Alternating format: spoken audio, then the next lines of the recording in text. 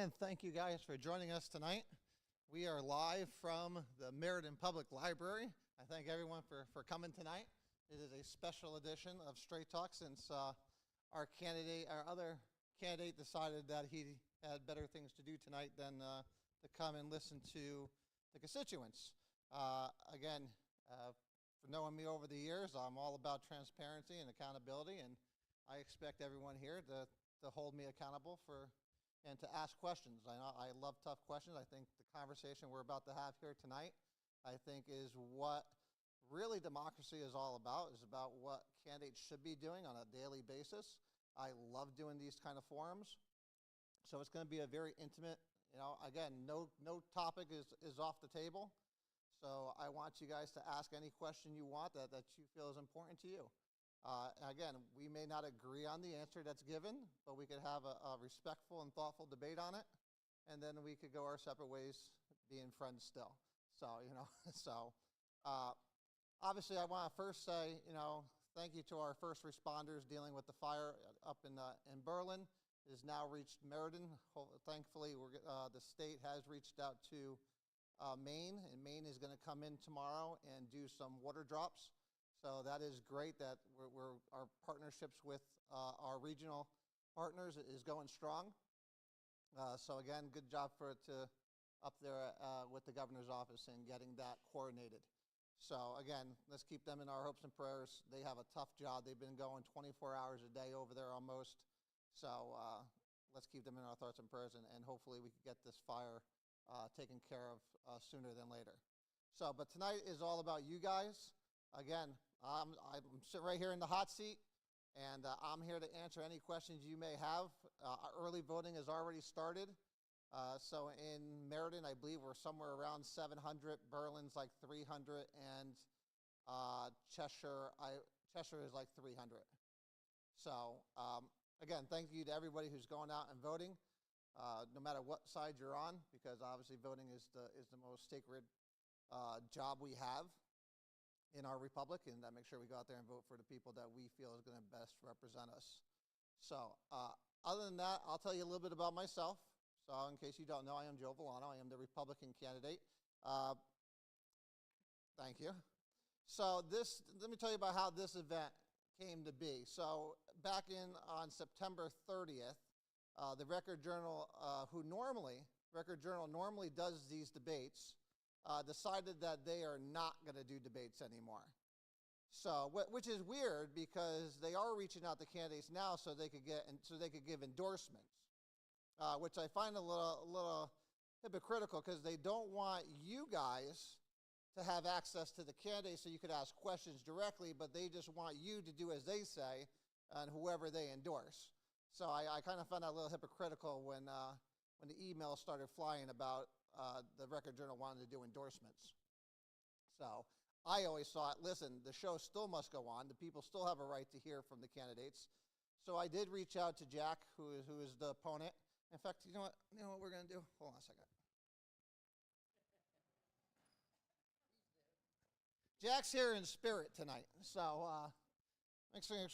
so this is Jack's seat. So in case Jack decides he wants to come and say hello to his constituents, he's more than welcome to come join us here tonight. So I reached out to Jack upon finding out that the Record Journal wasn't going to do anything. And I said that, you know what, Jack, we need to do something. I sent him an email. I said we should do a town hall. He responded back 2 days later on the 5th. And he said, I'm all for it if we could just have the town committees set it up. I said, absolutely no problem. I'm all for that. 2 weeks went by. I heard absolutely zero from the Democratic Party. So now the choices were, okay, do we shop this around? So we thought we'd shop it around. We had a taker down in, one of the radio, Vinnie Penn was interested in doing it. We got it all set up. Obviously, we're all here tonight. And then Jack decided at the last second, a couple days ago, well, first he asked, well, where did the moderator come from? Can you give me information, all this kind of stuff, knowing the date was set already. And then 2 days after that decided, well, you know what? I got commitments that I can't break. What commitments can't you break to sit there and talk to the people? But if you knew you had commitments, you would have said that 3 days prior when you first got the date. So I'm not buying that excuse. So again, the seat is here for if he decides he wants to come. But like I said, this is all about you guys. So I am open to answer any questions you have. So who wants to fire away first? If you're gonna ask a question, I ask that you just come over here and grab the microphone so that people online could hear you, because we are streaming live, so that everybody can hear us and see us. Hopefully they could hear us and see us. Right now I see my levels are good, so I'm taking it they're hearing me, for better or for worse. But if you do have a question, just please come up here and use the microphone so that the people could hear what you have to say. So Mike, did you want to ask the first question?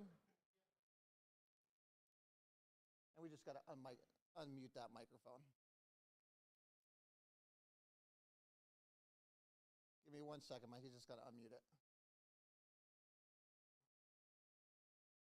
All right, Mike. Just give me a little information on your area and what those different areas need more than this area. Say if the other towns. Can you elaborate your area what this covers? Because I'm not really sure how far it goes. Yeah, sure. So remember, we did redistricting a couple of years ago. So we have still the east side, the part of the east side of Meriden, which goes from basically Swain Ave down to South Meriden. And then we have new to the area is Cheshire. So we have two districts in Cheshire now. And then we have one district in Berlin, which is the south end of Berlin.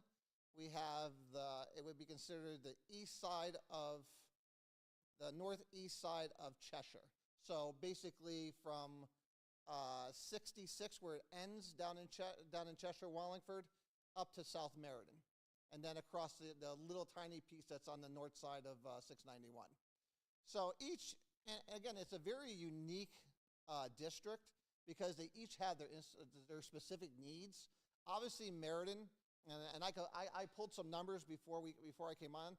So Meriden, especially when it comes with crime, that is the hot thing in Meriden. In Berlin, it happens to be school choice, and in Berlin, it's about property crime.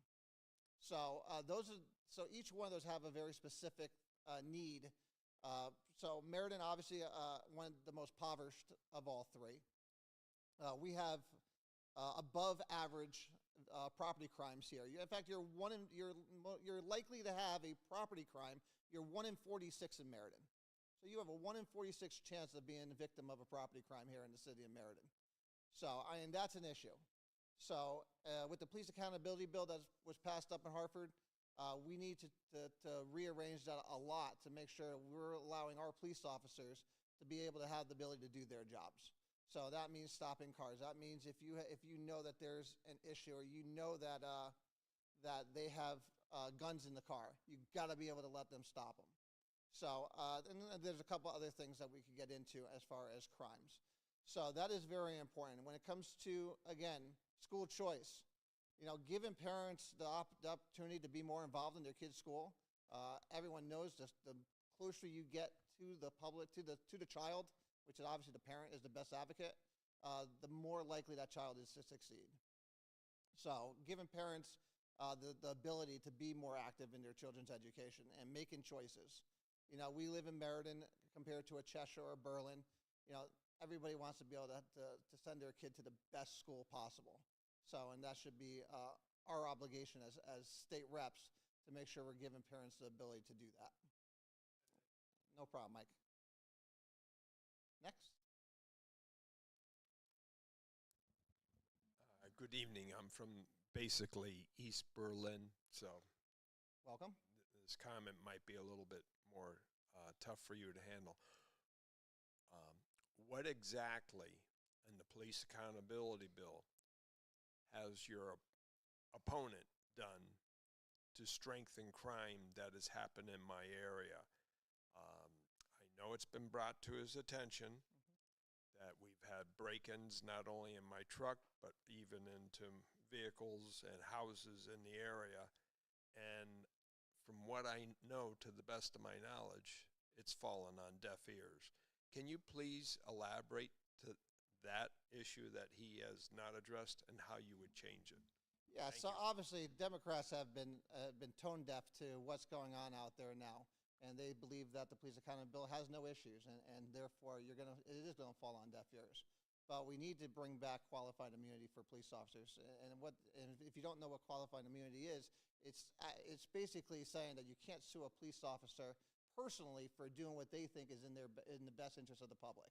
So that needs to come back because that is the one thing, if not anything else, that's holding police officers back from doing their job. And it's actually making their jobs more dangerous because they're now taking a step back to what's going on. And again, they don't know who they're pulling over. They don't know the car they're going up to.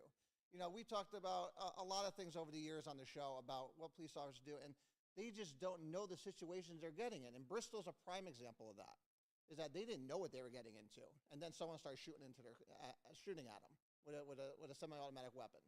So those are the things that police officers have to deal with on a daily basis. And the police accounting bill has just made it that much harder for them to go out there and do their job in a safe manner. So that is the one thing I would definitely get back to the police officers. That, again, and the ability to stop cars. When you know that there's probable cause to stop a vehicle, you got to be able to stop it. So those are the two things that are most important that's going to make the police officer's job safe. My main job is to make sure that every police officer goes to work and comes back home to their families. That's what I care about the most. I care that they go to their job and they're feeling safe doing what and that they're supported. Right now, the police do not believe they're supported up in Hartford. With the IG up there, there's so many things we could change that, again, that helps us support our police officers to the best of our abilities. And that's my job. That is any state reps and state senators' job, is to do what's best and to make sure they do it safely. You're welcome. And welcome from Berlin. Anyone else? Sure. Hi, I'm June. I'm from Berlin as well. There was a topic in the news a little while back where a person owned property and he encroached onto state property. And some of the things that I heard, and you can correct me if my understanding and memory is good or bad, but I understood your opponent had signed some documents that may have supported allowing that property just to be sold to that homeowner at a rate. But there were a lot of concerns that if that property went to his own ownership, then the general public couldn't get to the park because that was the only avenue to get into the park. I guess as a homeowner and a community goer to parks and enjoying our state, I was really pretty upset that there wasn't more done to bring it to light early when your opponent seemed to know more about it early. In talking to another House of Representatives member in Berlin, Donna, she said, I didn't even know about it. You know, he should have communicated and shared that this is also involving you as well. So I don't know, what are your thoughts on some of what went on? I was really upset about it. Yeah, so for if you don't know what she's talking about, there's a piece of property on the Berlin-Meriden line that is state property, and there's a right of access that goes up there so you could access state property. He was approaching on that property, and my opponent did a lot worse than what you just put out there. He didn't just write a couple things on paper. He actually submitted a resolution on the floor to give away 4.1 acres for $35,000. Now, if you're from the city of Meriden, and again, I'm not familiar with Cheshire or Berlin, but we just went through a reval here. And if you got a quarter of an acre added to your property values in Meriden went up about $60,000 on your assessment. So to give away 4.1 acres for about $35,000 is absolutely insane. But it gets worse than that. So he turned around, and again, the family came to him and said, you know what, we need your support on this measure. We need you to help us out, and in return, we'll give support, which is why there's still a sign on that gentleman's property as we speak today. So he put forth a resolution, again, as I said, to give away 4.1 acres for $35,000 to this gentleman instead of the state fining them as they should and having them remove the buildings that are encroaching. So when the state DEP found out about this, they absolutely lost their mind. And so they tried putting a stop to it. The constituents tried to put a stop to it. Conservatory groups tried putting a stop to it. And when the pressure mounted and the cat was out of the bag, the first thing the gentleman here decided to do was try to back away from it, and he pulled his resolution.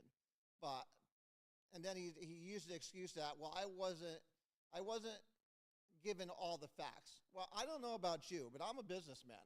I'm not making decisions in business without knowing all the facts. If someone comes to me and says, I want to buy this 4.1 acres of property, and I'm going to give you $35,000, I'm going to do a little research on it. And it didn't take much research to find out that that wasn't going to fly with a lot of different organizations. So he tried backtracking, and he tries just throwing his hands up in the air saying, you know what, I didn't know, so I'm pulling it, no harm, no foul. No, because that just tells you what kind of leader he is, which he's not a leader. He's just going to do as he's told. And again, it's sad to see that he's not the first politician. He won't be the last politician. That is just going to be bought and paid for by whoever's going to, give him votes or endorse him or whatnot. So, and give him campaign money.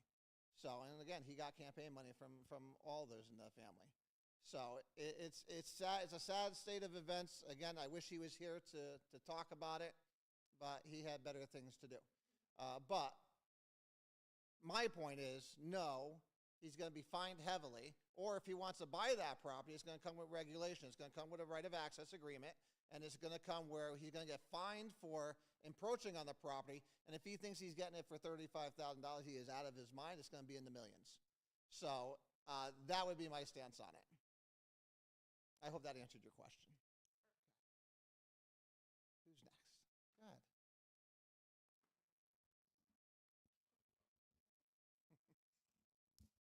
Oh, sorry about that. Hi, my name's Linda, and I live in Meriden.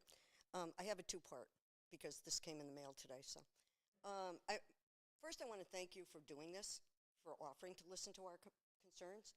And secondly, I'm kind of disappointed that Mr. Fazzino wasn't here. I got this flyer in the mail today from him.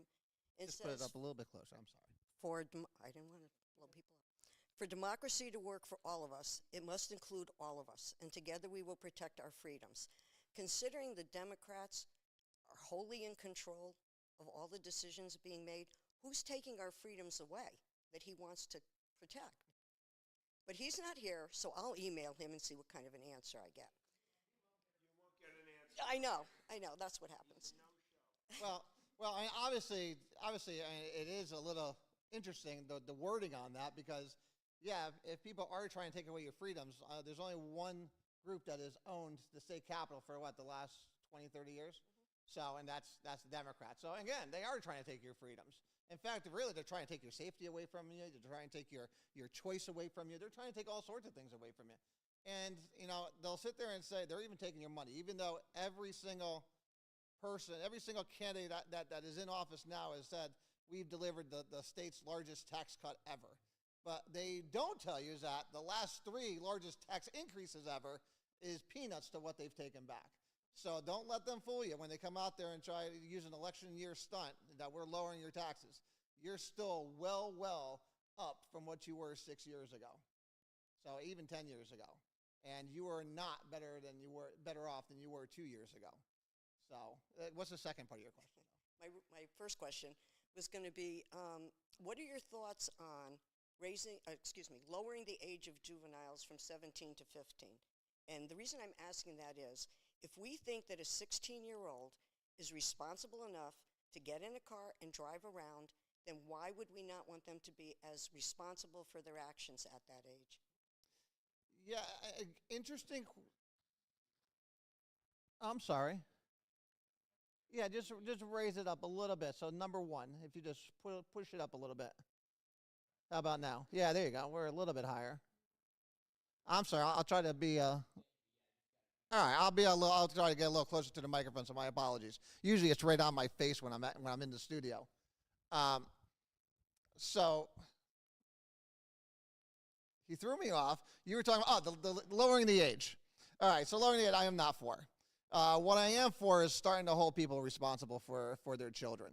Again, for me, I think we have a societal issue going on in America today, not just in the state. I think it's in America, where people aren't held responsible anymore for their actions. If anyone saw that video of in Brantford with with the girls in that all-out brawl the other day, I mean, this is what society has come to. We're seeing these fights happen all the time. We're seeing these car break-ins all the time where kids are getting arrested, being released to their parents, and 3 to 4 hours later, they're being rearrested again. It's at what point, again, lowering the age isn't going to solve the problem there. It's parents taking the responsibility for their children to keep them from getting into trouble. And I know it's hard. I get it. Under Biden's inflation, it's hard to buy anything. Under the Democrats in Connecticut, costs have gone up on everything. So, it's hard for parents to have a single income household, and I understand parents have to work. I get it. But at the same time, we have to be responsible for what our children are doing, especially if it's their fourth, fifth, sixth time getting arrested. At what point do we have to say, all right, stop? Something needs to happen. Either that child, and I understand, I mentioned this 2 years ago during a debate, and the Democrat that I was running against turned around and said, well, we don't want to ruin their lives. Well, what about the victims? Who's looking out for the victims? 1 or 2 times, I get it. But when we get to 3, 4, 5, 6, now something needs to be done. One, that child, I guess they are still children, need to either be detained into the system, or the parents need to be held responsible for what their children are doing. Because again, I know if it was my kid, one, he'd probably have my foot up as you know what, and it definitely would not happen twice. So, and again, and I get it, that it's tough out there, but if you can't control your children, then unfortunately the government and the judicial system is going to have to. But we just can't continue on like this.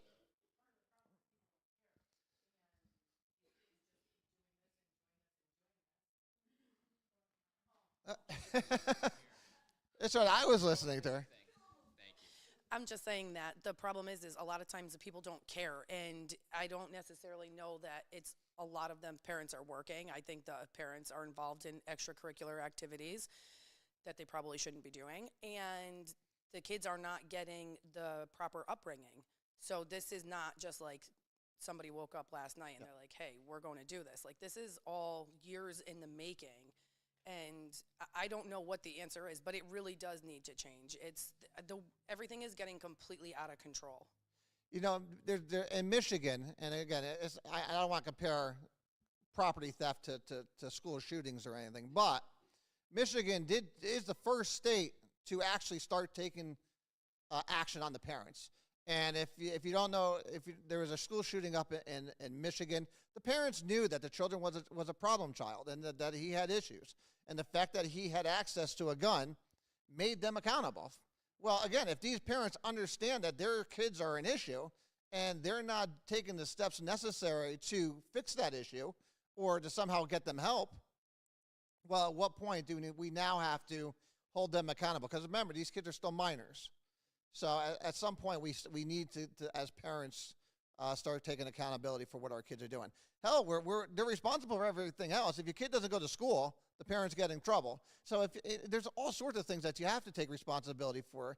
But again, our government, for some reason, likes to decide, what parts do you hold parents responsible and what others do you not even let them be involved? Do you not even get them involved? Again, if there's all sorts of things that parents can't get involved in, even though their children are minors, and I'm sure we're going to get into that in a little while. So the other thing is, too, now that we're talking about minors, I'm not sure if it's happened already, but I think it's like at 13 years old, kids can go into the doctor's office without a parent and make choices for themselves. That's where we're going to go in a little while, but I'm glad you're there now. I mean, like, is that real life? These kids don't know. First of all, the things that the doctors can offer these kids, they don't even know anything about. And now they're trying to get our children into their office at 13 years old to make choices for themselves, but they can't even drive a car until they're 16, and we can't hold them accountable for their actions at 16, but they can make choices about life-changing things at 13. It's really confusing, isn't it? On how, again, and No, how it's not. It's just ignorant. how Democrats will pick and choose, again, which parts they want parents to be involved in and which parts they don't want them to be involved in. It's like, no. It's like, it's absolutely not. I was like, no child under the age of 18 should be making any decisions without their parents knowing about it. Again, and that all gets back to parental rights and getting parents more involved with their children. Again, it doesn't just matter in school. It matters in every aspect of life. It's like the parents are the best advocates for their kids. They know their kids the best. At least they should. And so for me, it's a slippery slope when you start, giving passes here, not here, passes here. It sets the bad example. And again, there's no accountability to the kids. And then when do the parents know when they're supposed to be held accountable for it? So again, we just need to strengthen those rules and make sure that parents are always being held accountable and that minors aren't allowed to do anything without their parents knowing and without their parents' blessing. Excuse me, as a follow-up question to what was just raised by the audience member. Down in Florida, for example, they've now gone to the situation in one county of a violator who is a minor, showing him on camera and TV so his parents and supporters can see what he's done as a violation, whether it's acting up in school or doing other things. The question is this, given that scenario, what is your opinion of us doing something similar up here so as to create what I call the red face image of maintaining some common sense among our young adults? So just so I understand your question, are you saying you want to expose minors onto TV? Yeah, because I think I say this from a different point of view. Having been a pharmaceutical rep at one time in my profession, we used to do a lot of entertainment, which sometimes could go one way or sometimes go the other way. But what my manager always said was have the red face approach so as to know that the medicines and drugs that I was selling to you, your physicians, and to the hospitals was to benefit life, not to enrich me personally. Okay, so let me break that down in a couple of different things. One, I'd be against exposing minors, and let me explain why. One, if it's their first time, second time, I don't want them being exposed. Because, again, I don't want to ruin their lives. But at the same time, again, people do need to be held responsible. So for the first and second time, I would say no. The first and second strike, no. And at the third, fourth, fifth, I say you expose their parents. Because, again, the parents are old enough and should to be able to, be able to control their children. And, again, after the first and second time, your child is an issue. So I do not want to ruin the child's life. But at the same time, when you get to that, then you need to start holding someone responsible. And again, no parent wants to be. You still have the same solution to it, where instead of a child, it's now the adult that has the red face. So no parent wants to be known as the kid, the parent that has the crazy child. And that's not just in crime. I mean, you look at what's going on in the school systems. I feel bad for these teachers. I could never be a teacher. The students today just have absolutely zero respect for authority and for the administrations, and I see that as a huge concern. We didn't have a lot of these problems just 20 years ago when I was in school. Maybe it's been a little longer than that. I guess 96. So I guess all right. We're not going to count how old I am. So listen, they have a tough job too in our school systems, and I think they do the best they possibly can, and I respect the teachers. But again, back to your question, no, I don't want to be exposing minors. I do want to expose their parents after the third strike. Anyone else? Go ahead. Thank you again. So, following this whole thing with the kids in school and whatnot, how do you feel about having either SROs in every school or armed people at the schools, not to control the kids, but I mean, there's been a lot of conversation about having emergency drills and all this other stuff with the potential that something might happen in a school. How do you feel about regulating that part of the school day? So I believe SROs should be in the schools. I don't believe private or some towns I see have parents with that secure the schools. I don't want that. I want trained professionals. I want our great men and women in law enforcement to sit there and be taking care of that. I don't want private security. I don't want any of that. I want SROs from our local towns and counties to make sure we're taking care of that. And again, to me, it's the state's responsibility. And listen, it's any government's responsibility. Their number one responsibility when they wrote our Constitution was to protect the people. So whether it's our government who's supposed to protect us from foreign and domestic terrorism or threats, to the states that are supposed to do the same for our local towns and cities.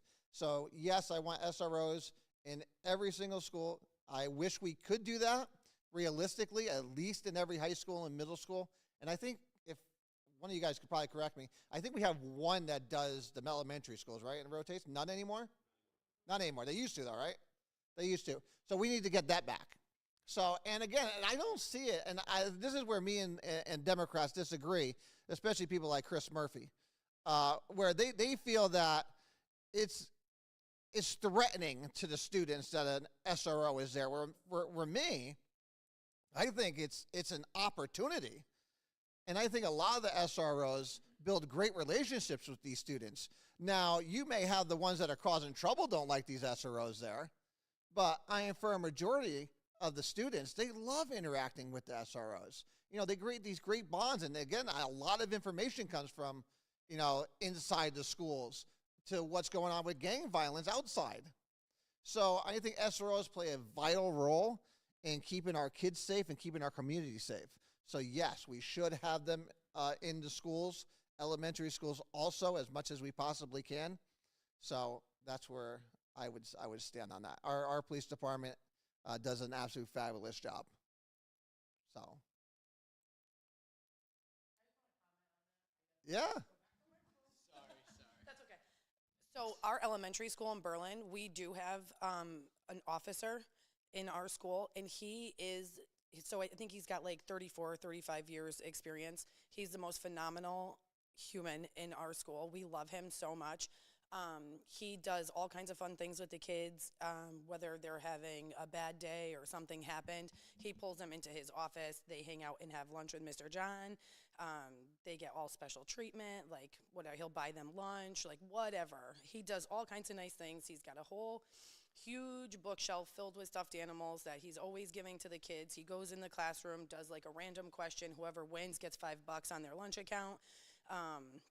During book fair, if somebody doesn't have money, he'll go in and buy the kids' books. It doesn't matter how much they cost, whatever the kids want, he buys it. Same thing with holiday. If they're in the holiday shop, if a kid doesn't have money and they really wanted to buy something for their family, he pays for it for them. And not every officer is going to be as awesome as Mr. John, I'm sorry, but they are huge to our community. And I do think, too, that kids who have the fear of law enforcement, it helps ease those fears as well. Absolutely. And again, and that's basically that they're just great human beings who sit there and want to hang out with these kids and keep them safe. And again, and it goes outside the schools. It goes back into the community. And they are just amazing, and we should be supporting that as much as we possibly can. So I love hearing things like that. Go ahead, Mike.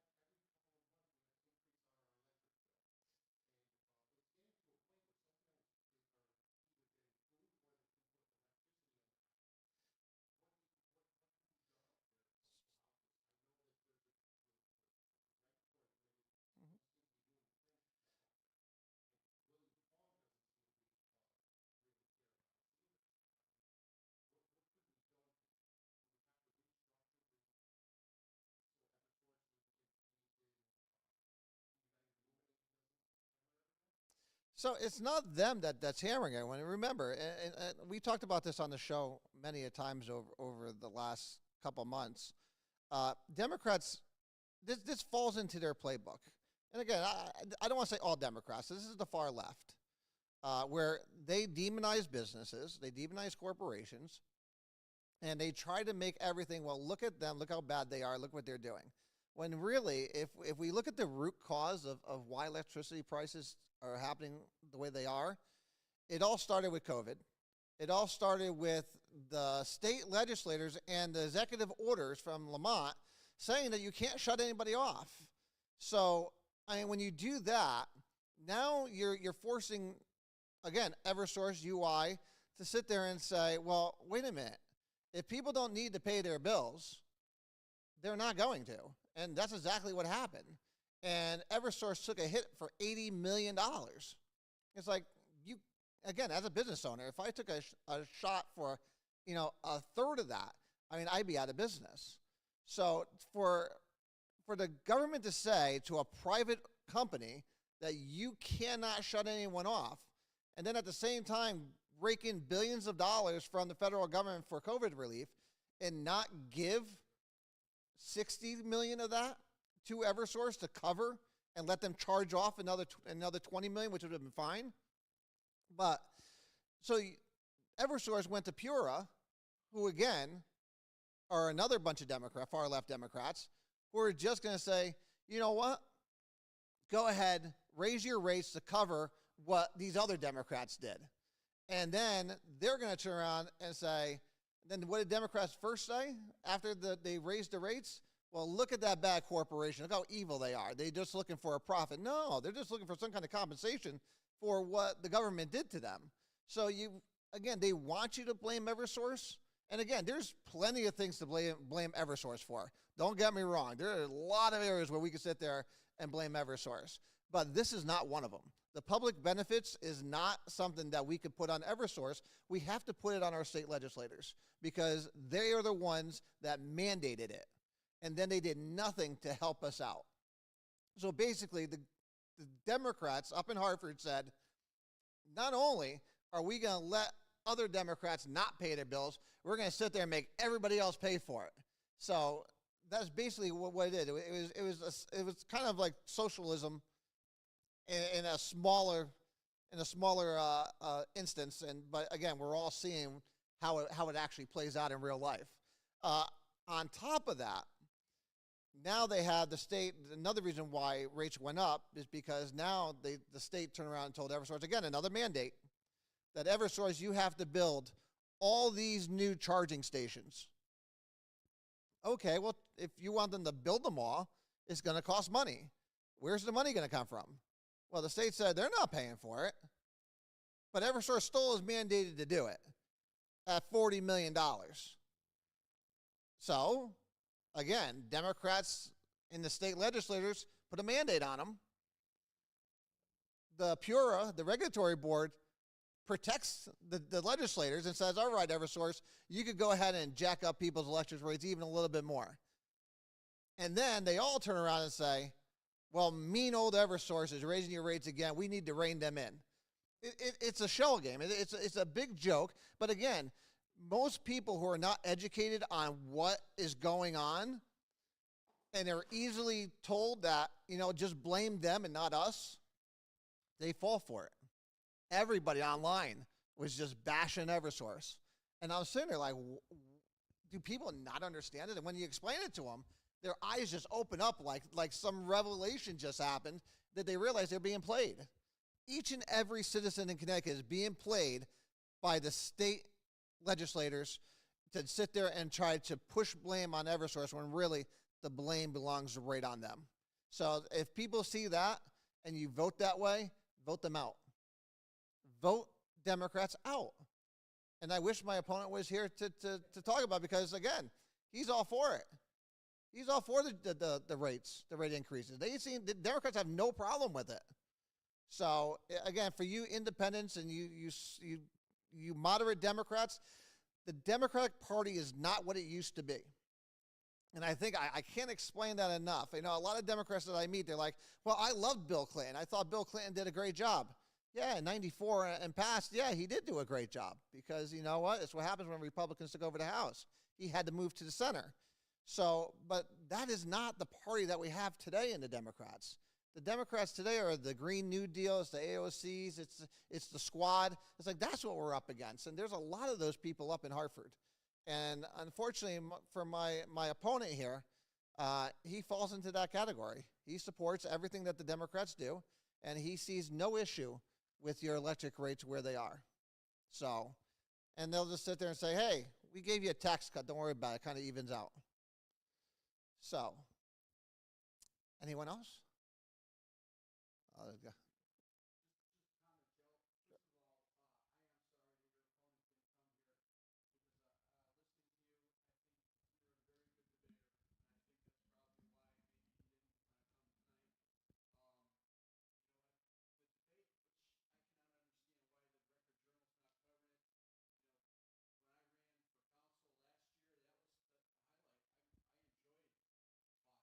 You did an amazing job at the debate.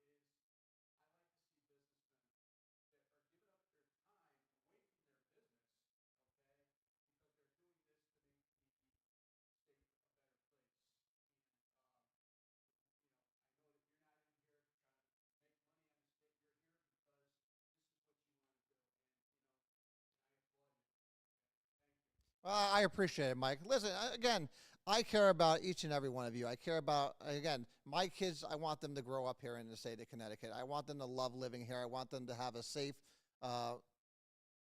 responsible government taking care of them, or at least looking out after them. But my job, I see, is just to represent you guys the best I can.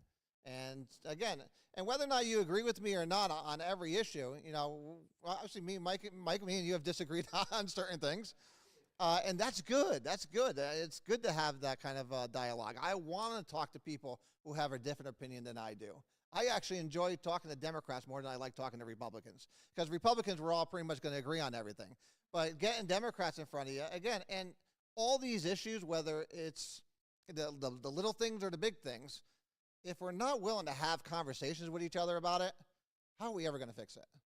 And really, those tough issues are the ones we want to have conversations with about. Because most of us probably agree on 90% of everything, whether you're a Democrat or Republican. 90% we agree on everything. It's that 10% that really is a sticking point for a lot. I believe in a small government, more individual freedom. My opponent wants a bigger government where you're dependent on the government so that they have more power. I want as little amount as power as possible. I want you guys to live your life. As long as you're not hurting yourself or others, I personally don't care what you do. So that's my philosophy on things. That's in a nutshell. When you start hurting others and yourself, then yes, it's the obligation of the government to step in and stop it. So that's my philosophy in a nutshell. But thank you for the kind words, Mike. Anyone else? Go ahead.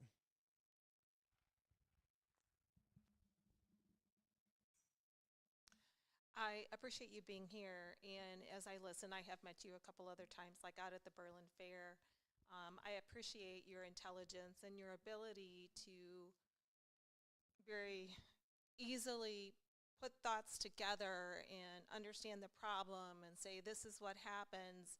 And some of the things which disappoint me with some of the political candidates, across the U.S. is they can't talk to people. They can't take a subject that someone's raised and talk legibly about it or well about it and be able to communicate to the people what's wrong, what's not wrong, what can we do, what did we do, what should we have done.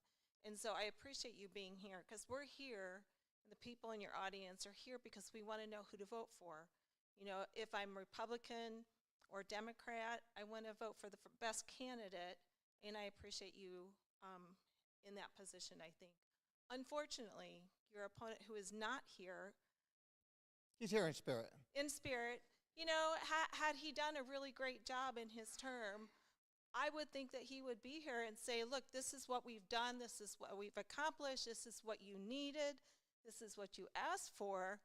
But I don't see him coming and sharing all the great things that got done. And I am sorry, I don't know that there were a lot of great things done, because we do have a lot of Democratic leadership in the House and the Senate in Connecticut. So I would like to encourage people to vote Republican this year and see what we can get done. And I'd really like to see you in that charge. I appreciate that. I look forward to serving you guys. And that's what I do. I serve. I'll be serving each and every one of you. Listen, Democrats are going to be out there. Everyone watched the movie My Cousin Vinny?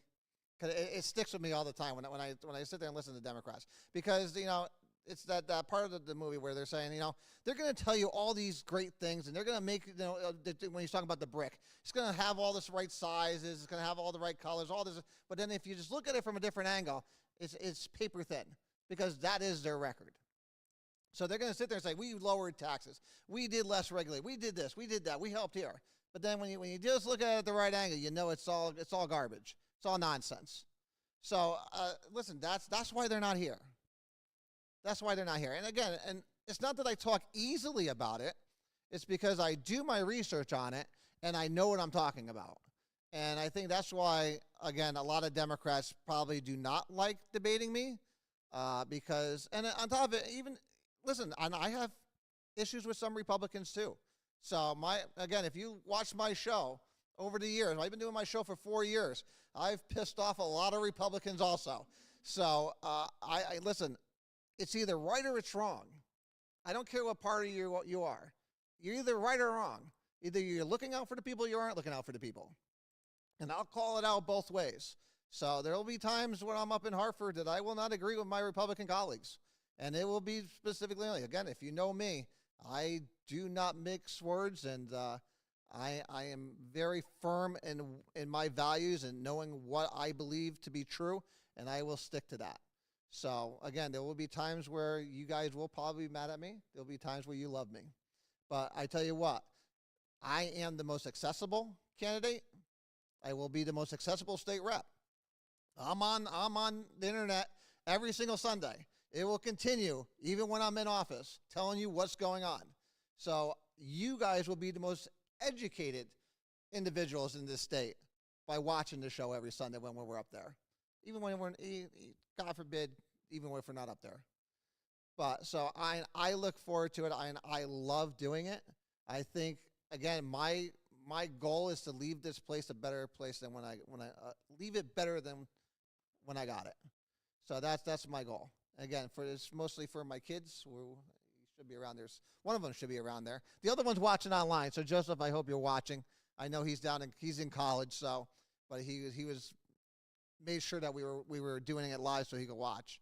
So yeah, I mean, I appreciate the opportunity to sit here and let you guys know where I stand. Again, whether you agree with me or not, but you won't ever have to worry about, you know, not knowing where my opinion is on a matter. So no matter what it is. So I love having the discussions. I love having the tough discussions. And I love these little, you know, these nice intimate settings where, again, you guys could just spit them out at me. I want to know what your concerns are, because how do I fix them if I don't know what they are? So I don't read minds, and I'm not just going to go up there throwing resolutions around like my opponent does. So, anyone else? 10 minutes? Okay. Thanks, Mike. Sure. Easy one? All right.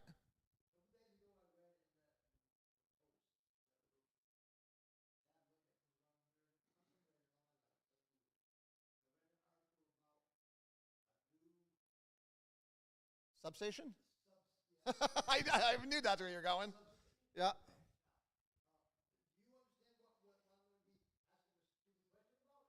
It's not a stupid question.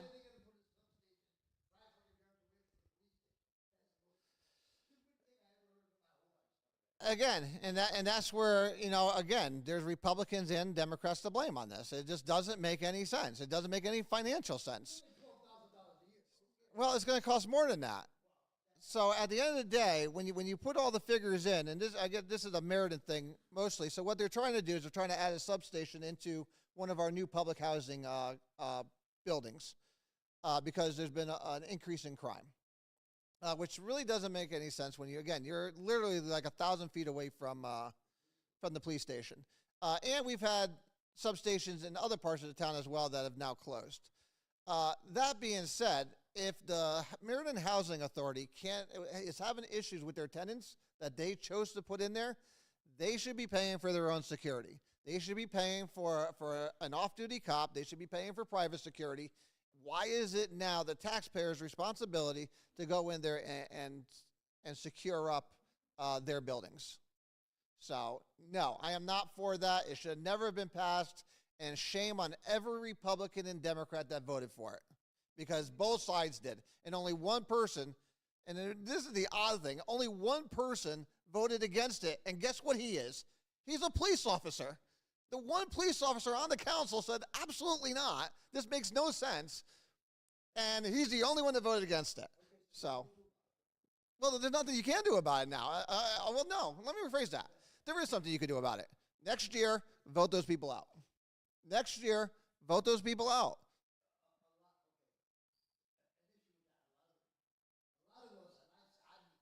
Is this the hard part? Okay.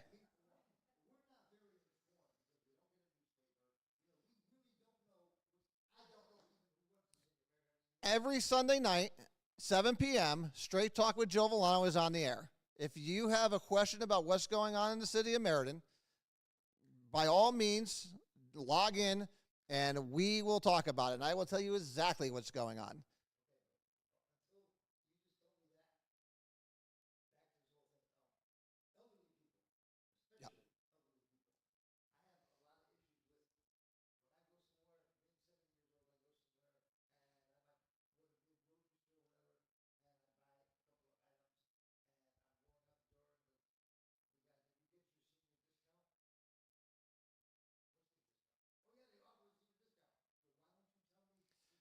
Yep.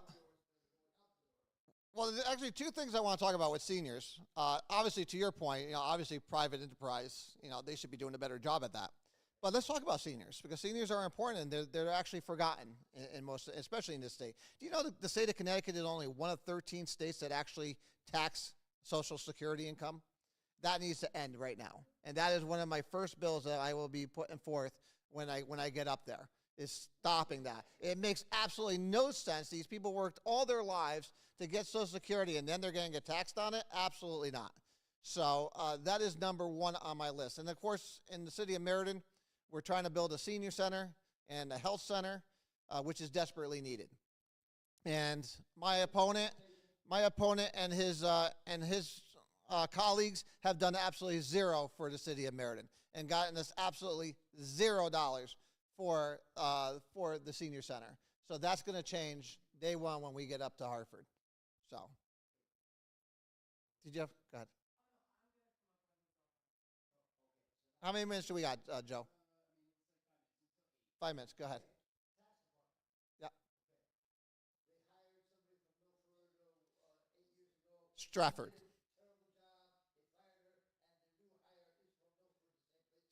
She's Stratford also. Yeah. I don't.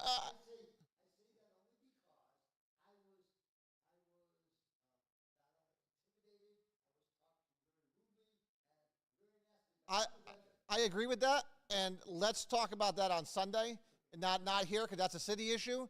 And I'm on the Assessment Appeals Board, so I dealt with her many a times, and we could go through all that on Sunday. I just want to get to some state stuff. Sure.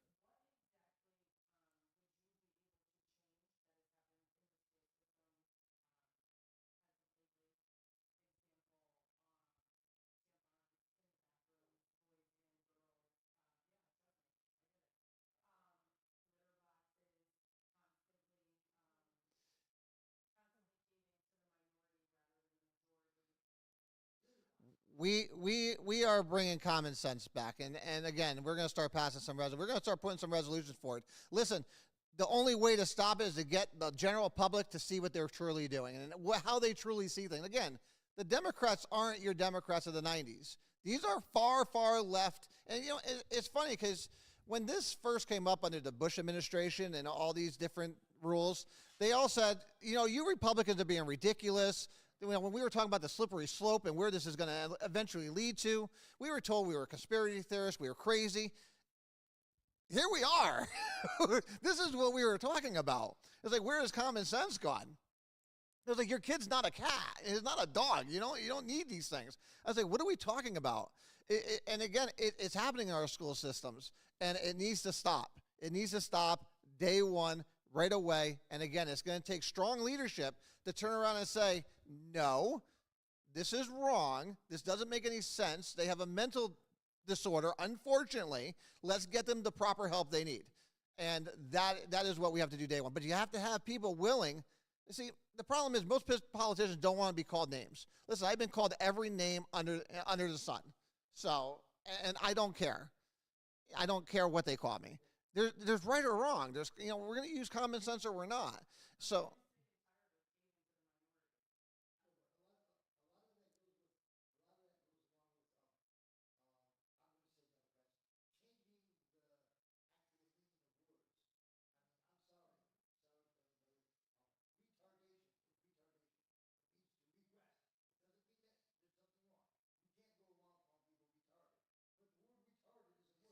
well, listen, there's very respectful, and you're talking about respectful words versus not. We're talking about, fundamental changes in the systems that are happening, and it's ridiculous because, again, we need to make sure that, we're bringing sanity back to our school system, not only to our school system, but just in general public.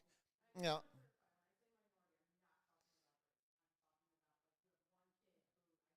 we know what you're talking.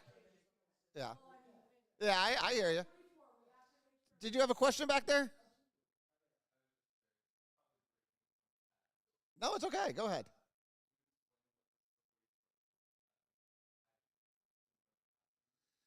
So when we talk about slippery slopes, we're talking about the whole range of things. Again, and for me, it's like you don't need a litter box inside a school. Do you believe that we should have litter boxes in schools? Absolutely not. That's no this. Oh, it's happened in other cities and other states. Absolutely, it's happened. So no, these are, again, we need to have common sense, when it comes to the things we do and the things we don't do. And again, you don't need tampons in the boys' bathrooms because it's impossible for boys to get a period. Again, so go ahead, because I know where this is going. So I listen. I love this conversation. Again, this is one of those conversations where we may agree to disagree at the end of the day, but it's good to have the discussion. So go ahead. No, by all means. I do.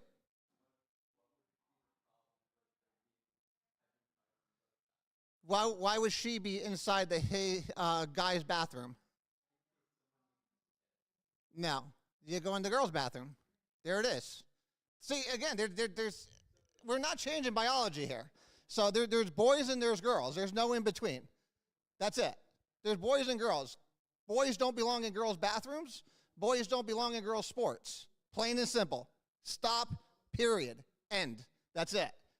So, again, and for people to turn around and say that you need tampons in boys' bathrooms is ridiculous. It's a ridiculous theory, and it makes absolutely no sense because there's no reason for a girl to be in a boy's bathroom, just as there's no reason for a boy to be in a girl's bathroom.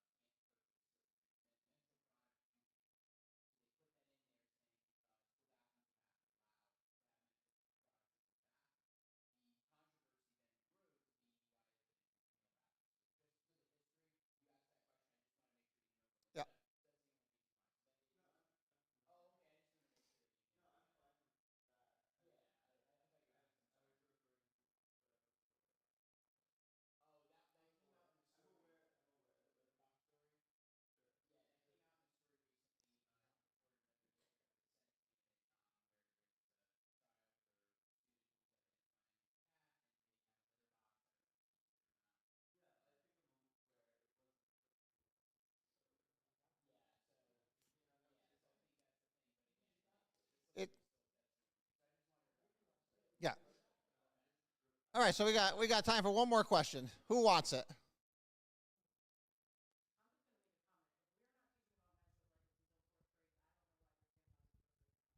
Well, first of all, we shouldn't be talking about any kind of sex education or anything like that until the kids are in middle school, anyways. They should nowhere be near the elementary schools. Brenda, I know you're here, and I know you brought up a question. No worries. I hope you're feeling better. There was a controversy. It really wasn't even a controversy. I don't believe it was on the pride flag in Meriden. And we never got a chance to talk about it. So I wanted to address it while you were here because, again, I like the conversations we have.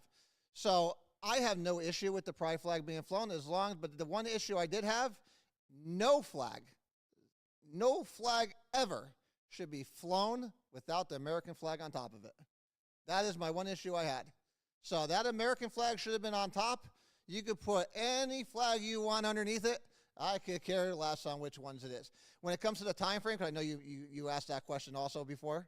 Well, in your little thing, in your blurb.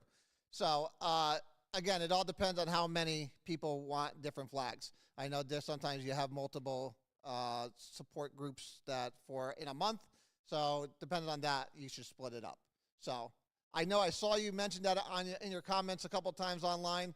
I wanted to, since I had you here and we never got a chance to talk about it, I wanted to talk about it. Anyone? I think we're wrapping it up. I think because we have a hard close at 8 o'clock. Guys, I thank each and every one of you for being here. Again, this is what democracy looks like.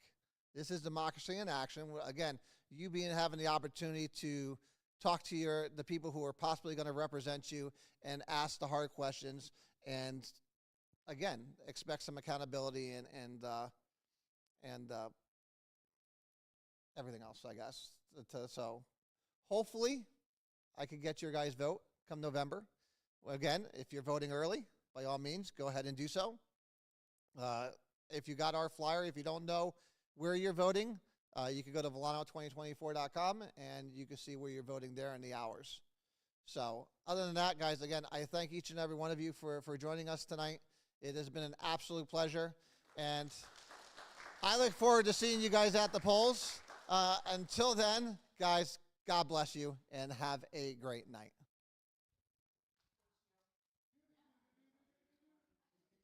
Yeah, now you need the...